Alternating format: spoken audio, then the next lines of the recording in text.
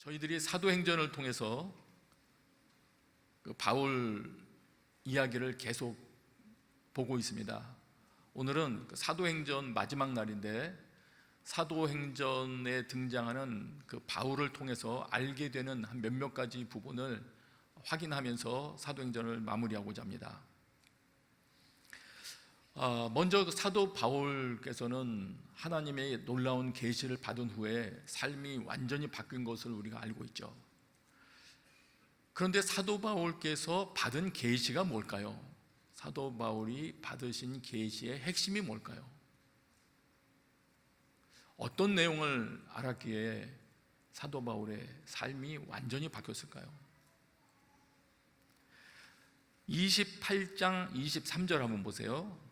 28장 23절, 그 아래에서 두 번째 줄 모세의, 여기서부터 같이 한번 읽겠습니다. 시작. 모세의 율법과 예언서들로부터 예수에 관해 설득시키려고 했습니다.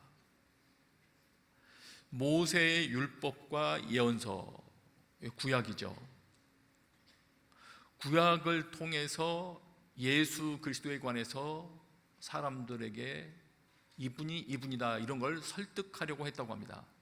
즉 여기서 알게 되는 것은 사도 바울께서는 구약에서 예수 그리스도를 본 겁니다.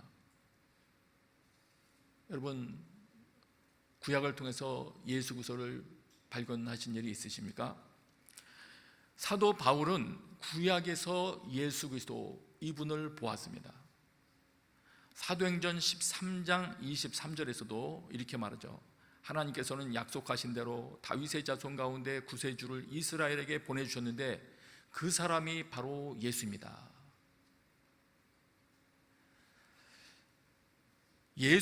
말하자면 예수님을 알게 된 것이 바울에게 새 열정을 준 것입니다.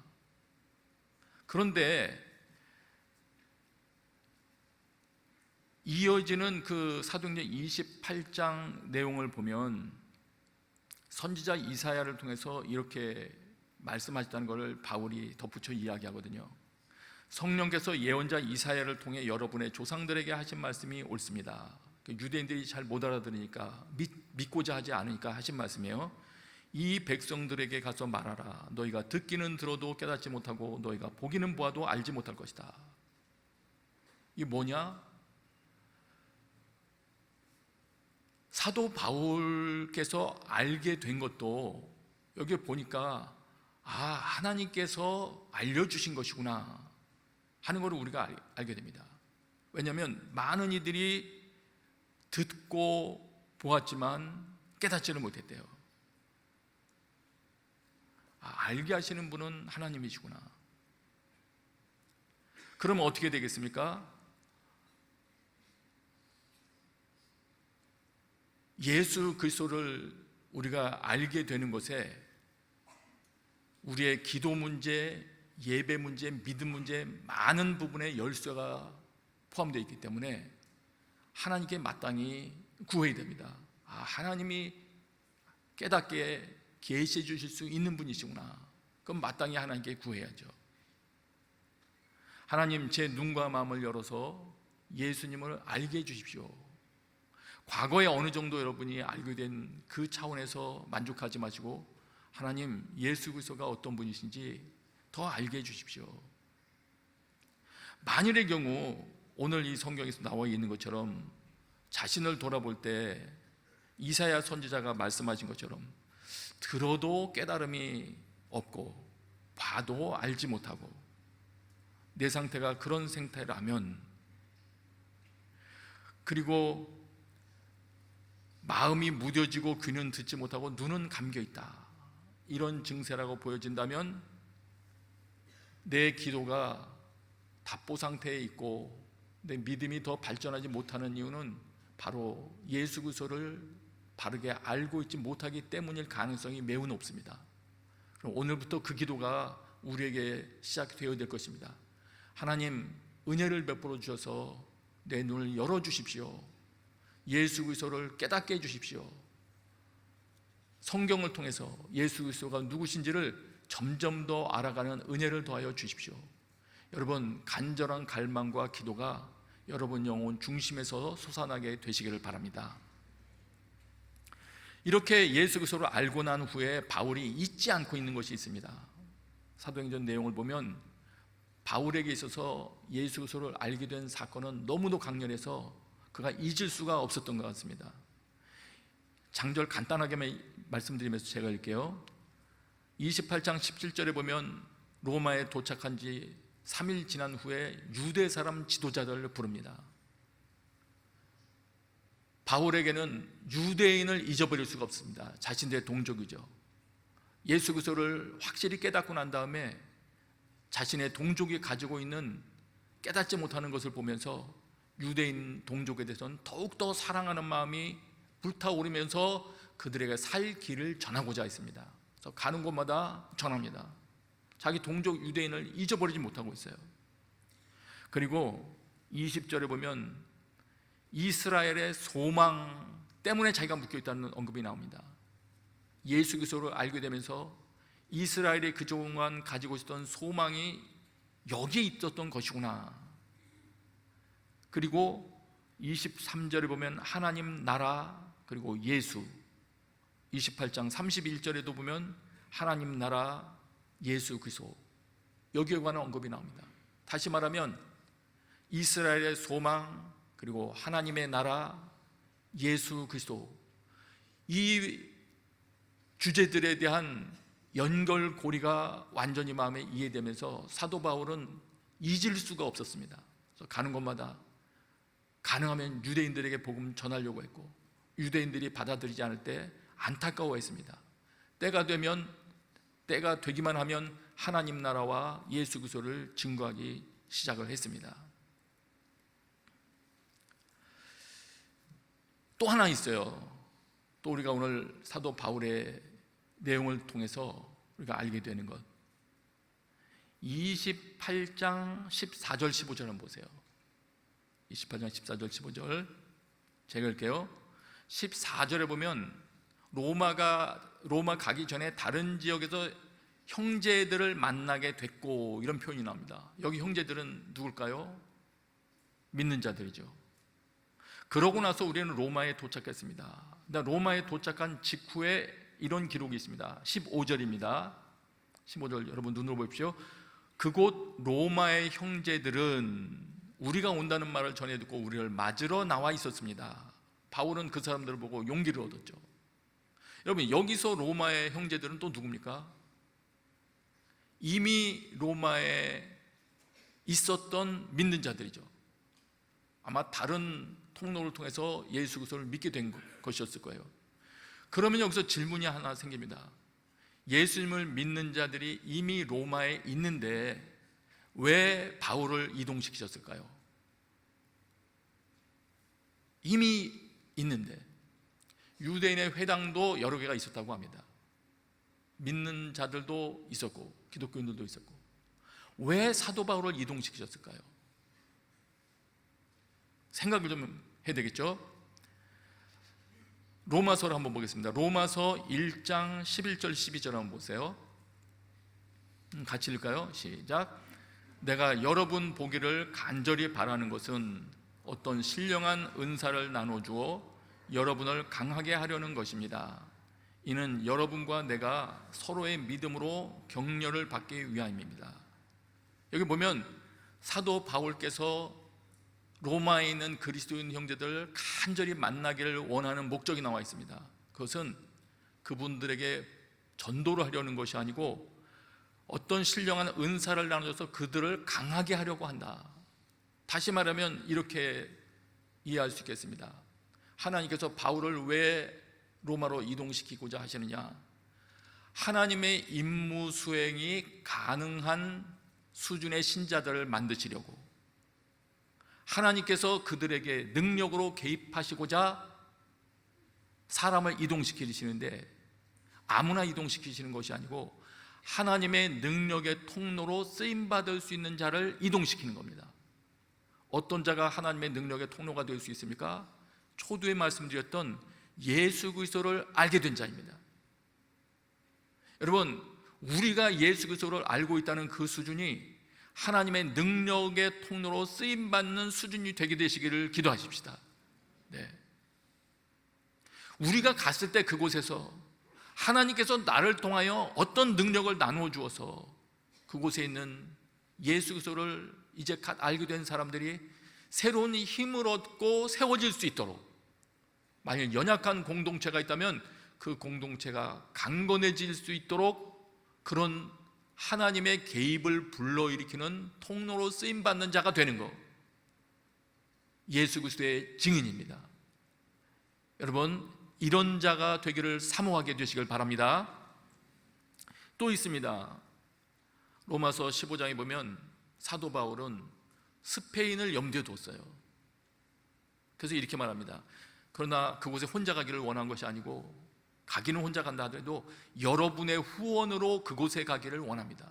왜냐하면 재정과 물자가 있어야 되지 않겠습니까? 그렇다면 이렇게 되는 겁니다.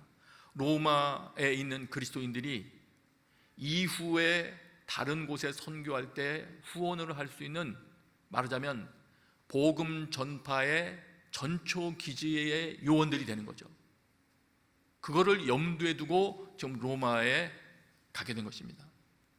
바울과 같은 자가 이동되어지는 곳마다 복음 증거의 전초 기지가 세워지는 겁니다.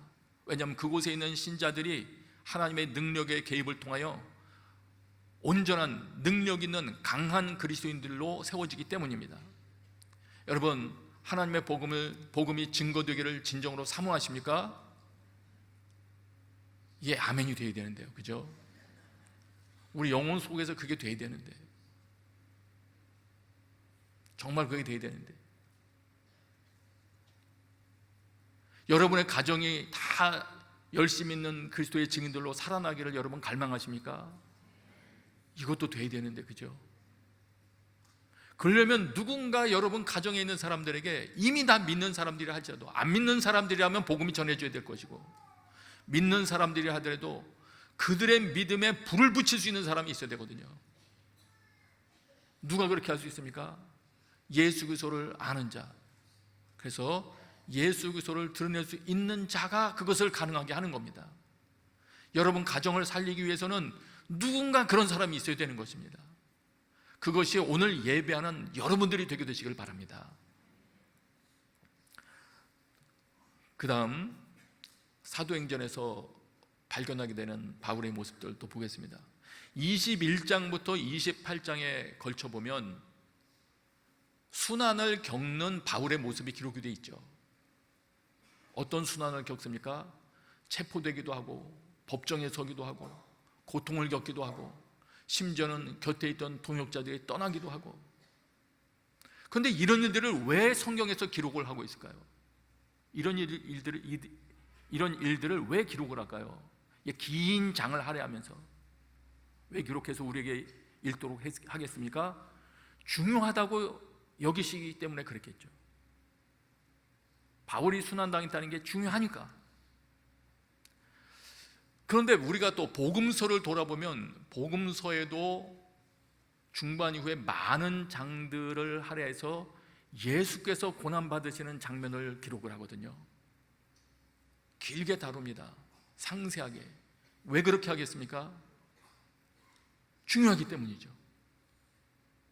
그러면 무엇을 중요하게 여겼을까요? 예수님께서 고난받으신 것도 중요하고, 바울이 고난받는 것도 중요하고, 공통점이 무엇일까요? 말씀드릴게요. 예수님께서 고난당하심으로 예수께서 메시아이시라는 것이 더욱더 선명하게 드러났습니다. 예수께서 십자가에 달리심으로써 심지어는 주변의 이방 로마 군인들 입술을 통해서도 이 자는 진정으로 하나님의 아들이었구나 라는 고백을 이끌어냅니다. 예수께서 메시아이심이 드러나고 깨닫게 된 것이 예수님께서 고난을 겪으심을 통해서 일어났습니다. 그러면 사도 바울은요? 사도 바울의 경우는 사도 바울이 예수 그리스도의 증인이라는 그 정체성이 선명하게 드러난 것이 사도 바울이 복음 때문에 고난을 당하는 장면들을 통해서였습니다. 고난을 겪는 현장에서 증인은 어떤 사람인가가 선명하게 드러나는 겁니다.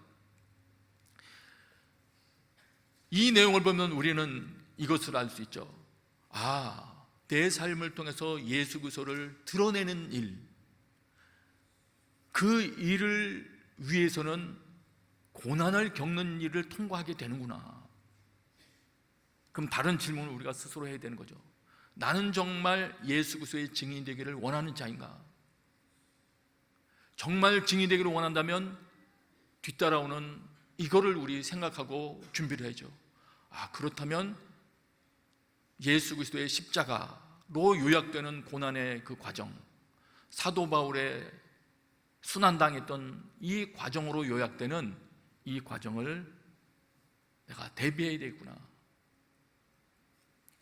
사도 바울은 그 내용을 매우 소중하게 여겼던 것 같아요. 그래서 심지어는 빌립보서에서 보면 그렇게 기도하잖아요. 그분 고난에 동참하는 법을 알고 싶습니다. 부활의 능력을 알기 위해서 어떻게 하면 예수님의 고난에 동참할까? 예수님의 고난에 동참한다는 게 도대체 뭔가? 본인도 고난 당하는 사람이면서도 그걸 알고 싶어서 기도합니다. 또 보세요. 이 고난과 관련된, 이 증인과 고난에 관련된 구절을 한번 보겠습니다. 사도 바울이 쓴 글 중에서 보겠습니다. 골로새서 1장 24절을 보세요. 같이 읽어요. 시작. 이제 나는 여러분을 위하여 고난받는 것을 기쁘게 여기고 있으며 그리스도의 남은 고난을 그분의 몸 곧 교회를 위하여 내 육신으로 채워가고 있습니다. 25절도 읽어요. 시작. 나는 하나님께서 여러분을 위하여 하나님의 말씀을 남김없이 전파하게 하시려고 내게 맡기신 사명을 따라 교회의 일꾼이 되었습니다. 설명을 좀 드릴게요. 그리스도의 남은 고난이라는 게 예수님께서 고난당하신 게 좀 부족했다는 얘기를 말하는 건 아닙니다. 의미는, 전하자고자 하시는 의미는 이걸 거예요. 우리가 복음을 전파하기 위하여, 또 교회라고 하는 그리스도인 공동체를 견고하게 세우기 위해서는 세우는 자들이 감당하여야 할 고난이 있다. 그것이 남겨져 있다는 것을 우리에게 알려주려고 하는 말씀일 거예요. 이렇습니다. 믿는 자들을 세우기 위하여, 그러니까 여러분을 위하여죠. 믿는 자들을 세우기 위하여 고난을 받아야 되고, 그리고 교회를 위해서도 고난을 받고, 25절 내용으로 본다면 여러분을 위하여 하나님의 말씀을 남김없이 전파하게 하시려고, 이런 표현이 있거든요. 이거 다른 번역으로 보면 이런 뜻입니다. 하나님의 말씀을 남김없이 전파한다는 게 하나님의 말씀이 어떤 뜻인지를 온전히 보여준다는 거예요. 하나님의 말씀이 의도했던 것을 완성시켜서 보여준다는 거예요. 다시 말하면 사도 바울께서 어떤 자들을 믿음을 세우기 위해서는 이 하나님의 말씀은 이런 것입니다 라는 걸 보여줘야 되는데, 교회를 온전케 하기 위해서는 이 말씀은 이 말씀입니다 라고 보여주든지 아니면 그 말씀이 온전히 이루어지기까지 뭔가를 전해야 되는데, 그것이 온전히 이루어지기 위해서는 예수 그리스도가 명확히 드러나야 되는데, 그러기 위해서는 고난의 과정이 필요하다. 증거하는 자에게 있어서 예수 그리스도를 명확히 고난을 겪어가면서까지도 알고자 할 때 그것이 어떤 통로가 되느냐? 표적과 기사의 능력으로, 하나님의 성령의 능력으로 전달을 이루게 하는 통로가 되는 것입니다. 그래서 로마서 후반에 보면 사도 바울께서 그렇게 말합니다. 자기는 하나님께서 자기를 통해서 이루신 일 외에는 감히 아무것도 말하지 않겠대요. 자기를 통해서 하나님이 일하셨다는 것을 바울이 알아요. 예수 그리스도를 명확히 아는 자이고 고난을 감수하는 자이기 때문에 말 행동뿐만이 아니고 표적과 기사의 능력으로, 하나님의 성령의 능력으로 그 일이 하게 되었던 것입니다. 여러분, 이런 일들이 여러분의 삶에서 일어나기를 사모하십시다. 네. 하나님, 진정으로 제가 가는 곳에서 하나님의 말씀은 이것입니다 라는 것을 보여줄 수 있는 사람이 되게 해주십시오. 우리의 자녀들에게도 그 말씀은 이거야 보여줄 수 있는 사람, 완성시킬 수 있는 사람이 되게 해주십시오. 그렇게 하려면 예수 그리스도를 명확히 알고 그 예수 그리스도를 드러내기 위해서는 고난의 과정을 두려워하지 말아야 한다. 여러분, 예수 그리스도의 십자가를 적용한다는 것이 무엇인지 하나님의 계시를 구하십시다. 주님께서 깨닫게 해주셔야 돼요. 정리하면 그렇습니다. 복음이 드러나고 공동체가 세워지는데 말씀의 실제를 보여줘야 됩니다. 그렇게 하는 방법으로 성경이 말하고 있는 것은 예수 그리스도의 십자가로 이루신 일을 내가 믿음으로 받아들이는 일, 예수께서 이런 일을 하셨구나 믿음으로 받아들일 뿐만 아니라 그 다음에는 그것을 드러내기 위하여 고난에 참여하는 일, 이런 일을 지금 이야기하고 있는 거예요. 지금 제가 언급한 이 두 가지만 해도 무슨 말인가 사실 이해가 잘 안 될 수도 있어요. 추상적이기도 하고. 바울에게 있어서는 전혀 추상적인 것이 아니었어요. 실제였어요. 아, 예수 그리스도에 대한 예수 그리스도가 이루신 일을 받아들인다는 것이 이것이구나. 그 말씀을 내 삶에서 이루어낸다는 것이 이것이구나. 그 말씀을 내가 삶으로 완성시킨다는 것이 이것이구나. 그것이 내 삶으로 감당하여야 할 남은 고난의 자리구나. 여러분, 이 모든 각 부분에 대하여 성령께서 여러분의 눈과 마음을 동시에 열어주시기를 축복합니다. 네. 그리고 이제 이렇게 증인으로 살아가는 바울을 하나님께서 혼자 사역하도록 하지 않으시고 하나님께서 지원하시더라고요. 지원. 하나님의 지원하시는 손길을 오늘 본문에서 좀 보기를 원합니다. 28장 초반에 가면 무사히 이들이 해안에 도착하고 난 다음에 그들이 지금 섬에 도착했다는 걸 알죠. 그런데 놀라운 일이 일어납니다. 그 섬으로 상륙했더니 모두 헤엄쳐서 들어간 것이죠. 그 섬의 원주민들이 그들에게 각별한 친절을 베풀어 줍니다. 지금 자료를 찾아보니까 지금 우리 한국 날씨하고 비슷하더라고요. 지금 이 시기에 한국 날씨하고 비슷하더라고요. 그 섬의 온도가 10도에서 20도 그 사이. 그러니 그걸 헤엄쳐서 건너서 나왔으니 예수 10도 중반쯤 된다 그러면 10몇 도 된다면 얼마나 추웠겠습니까? 바다 바람까지 부는데. 아마 이 불길이 없었다면 이들이 거기서 감기로 또 다른 고생을 하거나 했을 수도 있죠. 그런데 그들이 올라오는 걸 보며 또 비가 오고 추웠대요. 그때 불을 지펴서 그 섬의 원주민들이 각별한 친절을 베풀어 줍니다. 믿는 자들도 아닌데. 뿐만 아닙니다.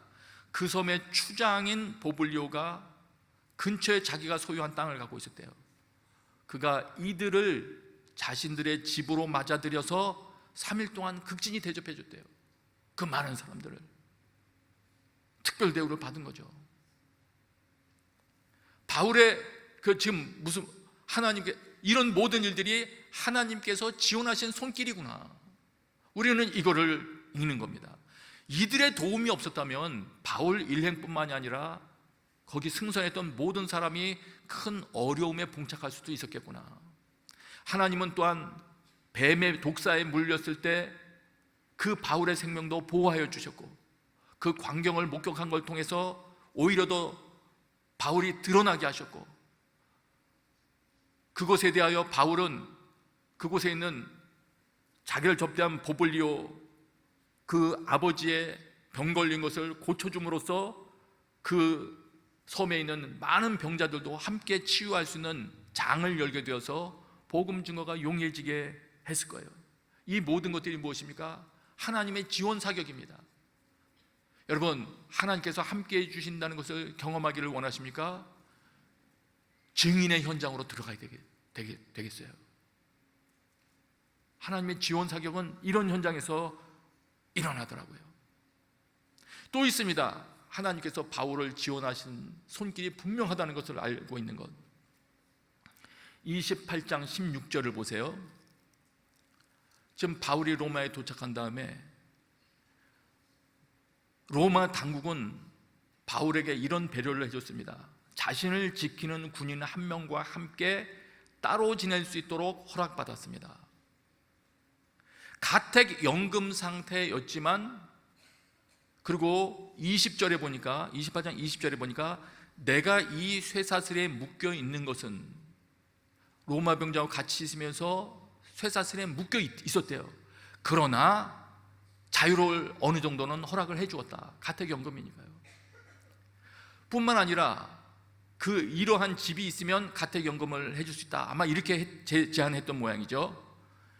28장 30절에 보니까 바울은 만 2년 동안 자기 셋집에 머물면서, 자기 셋집에 머물 수 있었습니다. 머물면서 23절에 보니까 많은 사람들이 숙소로 찾아왔을 때 그들을 만나 하나님 나라에서 이야기를 시작했다. 이 셋집은 누가 얻어줬을까요? 제가 볼 때 로마에 먼저 있던 그리스도인들 형제들이 얻어줬을 겁니다. 이런 부분들, 로마 당국으로부터 따로 있을 수 있는 허락을 받게 해주고, 또 임대료를 지불해 주면서 2년 동안 집을 얻어준 로마에 먼저 있었던 형제들의 도움을 받고, 이 모든 것들이 하나님의 지원 사격입니다. 그래서 비록 바울이 죄수의 신분으로 있었지만 활발한 전도 활동을 할 수 있었던 이유가 되는 겁니다. 이 사실을 통해서 우리는 또 명확히 알게 되죠. 그렇구나, 정말 내가 복음 증거를 원한다면 증인에게 있어서 가장 좋은 환경이란 무엇이냐? 편리한 환경이라기보다는 하나님의 지원이 있는 환경이겠구나 하는 걸 알게 됩니다. 여러분, 우리가 이것도 경험하게 되기를 원합니다. 편리한 환경이나 풍부한 환경이 아니라 그곳이 하나님께서 인정하시고 지원 사격하시는 환경, 그런 환경이 복음 증거하는데 가장 최고의 환경이다. 그런 환경을 맛보게 되시기를 축복합니다. 자, 이제 마무리합니다. 설교를 마무리합니다. 이렇게 해서 사도 바울의 이야기는 28장에서 끝이 납니다. 그러면 사도행전 이후에 사도 바울은 어떻게 됐을까요? 다른 기록에서 좀 알아볼 수가 있어요. 그냥 일반 전승을 통해서는 이런 식으로 알려져 있더라고요. 로마에 와서 첫 번째 재판에서는 석방이 된 것으로 보더라고요. 그래서 바울은 석방이 되었고, 석방되었을 때 어떻게 했을까요? 또 복음을 전했겠죠. 그럼 원하던 스페인으로 갔을까요? 그거는 불확실하다고 하더군요. 그러나 그 이후에 여러분이 아는 것처럼 로마의 대화제, 네로 황제 있을 때, 그때 로마 황제가 그 민심을 수습하기 위하여 화제의 책임을 기독교인들에게 돌리면서 분위기가 기독교인들을 박해하는 쪽으로 움직여지면서 아마 이 시기에 바울이 두 번째 투옥을 당하게 되었을 것이다. 그리고 잠시 후에는 참수당했을 것이다 라고 알려지더군요. 근데 그 부분에 대한 정확한 기록은 없지만, 오늘 우리가 로마에서 가택연금 기간 되어 있는 동안에 사도 바울이 쓴 기록들에서 알 수 있는 것이 있습니다. 사도 바울은 찾아오는 사람들에서는 복음을 직접 구두로 전했고, 그렇지 않은 교회들에 대해서는 편지를 쓰면서 옥중서신이라고 하는 서신들을 씀으로써 복음을 전했습니다. 석방됐다가 다시 체포된 이 두 번째에서는 디모데후서 등등을 기록을 했는데, 그 디모데서에서 이런 기록이 있어요. 디모데후서 4장 6절을 한번 보세요. 이건 같이 보죠. 같이 있습니다. 시작. 나는 이미 부어드리는 제물과 같이 제물로 드려졌고 세상을 떠날 때가 되었다. 7절. 나는 선한 싸움을 싸우고 경주를 마치고 믿음을 지켰다. 됐어요. 그리고는 면류관이 준비되었다는 것을 이야기를 하죠. 지금 이 글을 쓸 때가 두 번째 투옥돼서 아마 사도 바울께서 느끼셨던 것 같아요. 아, 곧 처형이 되겠구나. 하나님께서 알려주셨는지. 그렇게 기록합니다. 나는 이미 부어드리는 제물과 같이 제물로 다 드려졌다. 난 다 쏟았다. 세상을 떠날 때가 되었다 하면서 마지막 유언 같은 내용을 그의 제자 디모데에게 말하는 겁니다. 디모데에게는 그 앞부분에도 쭉 읽어보면 너는 신앙을 잘 지키고 복음을 전하는 일에 충성해라, 이것을 당부하는 거죠. 그러면서 삶을 마무리를 합니다. 이렇게 되죠. 사도행전 이후에 바울은 어떻게 되었습니까? 하고 묻는다면 바울은 증인의 삶을 완주했다. 여기서 우리가 뭘 압니까? 아마 오늘날도 나는 증인으로 살겠습니다, 많은 사람들이 결단하고 일어설 거예요. 그러나 완주하는 자는 많지 않을 겁니다. 중간이 좀 험난하니까요. 그러나 오늘 사도 바울의 삶을 통해서 볼 때 바울처럼 증인의 삶을 시작하고 완주한 자들에게는 그들 삶에 주시는 면류관이 기다린다 하시고, 그의 삶의 과정을 통하여 수많은 사람들을 살리고 공동체를 세우는 일, 하나님의 계시가 풍성하게 임하는 삶을 살게 되는 것입니다. 여러분, 이런 삶을 위하여 두려워하지 마시고 담대하게 기도하는 우리가 되기를 바랍니다. 같이 기도하겠습니다. 이 시간에 같이 한번 우리 기도할 때, 특별히 오늘 기도할 때에는 지금 이 순간에도 사도 바울처럼 복음 증거를 위하여 고난을 겪고 있는 많은 이들이 있습니다. 선교지에서 오늘도 옥속에 있는 분들이 많이 계십니다. 하나님, 그들에게 힘주시고 끝까지 완주할 수 있도록 도와주시고, 오늘 저희들에게도 주님 믿음 회복시켜 주셔서 믿음의 경주를 다 마치고 증인의 임무를 마치기까지 충성할 수 있도록 도와주시옵소서. 자신과 송기사님 위해서 한번 기도하겠습니다. 아버지 하나님, 은혜를 구합니다. 우리의 연약한 모든 모습을 주님 앞에 올려드리며 나아갑니다. 하나님께서 긍휼을 베풀어 주지 아니하시고 하나님께서 은혜로 개입해 주지 아니하시면 우리의 눈이 열릴 수 없고 나의 완악한 마음이 깨어질 수 없습니다.